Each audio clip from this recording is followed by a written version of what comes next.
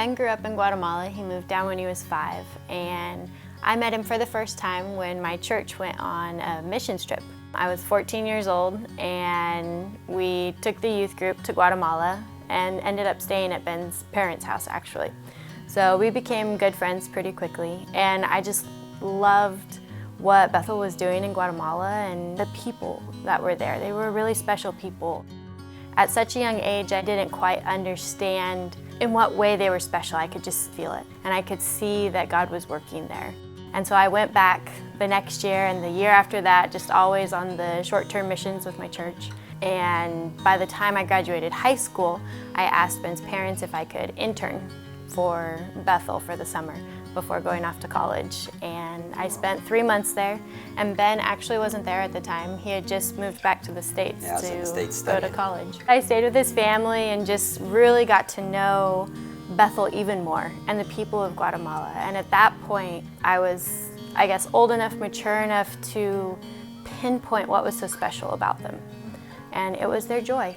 They had absolutely nothing in possessions. I mean, they lived in just this house that was basically made of trash with a dirt floor that was muddy for 6 months out of the year.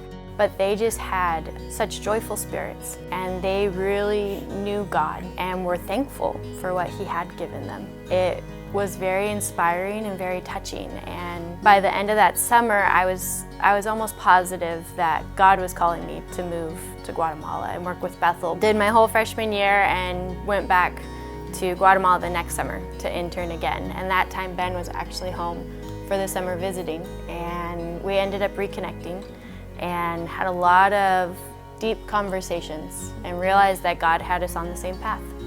He was calling both of us to be in Guatemala and specifically with Bethel. Did long distance for a little bit, then Ben moved to Fresno where I was going to school. Shortly after that, we got engaged, we got married, and 6 months after graduating college, we moved to Guatemala. Raising children on the mission field can be challenging at times, but we made the decision early on in our mission life that our kids were going to be involved in the mission with us. So they go everywhere we go.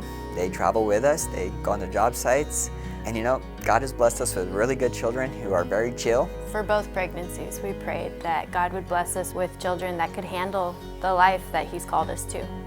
And He did with Lily, and then He did again with Eliana. They have their moments, right? But all things considered, it hasn't been that difficult. And you know, having the kids on the mission field, having them go out with us, it opens up doors that we wouldn't have necessarily have thought.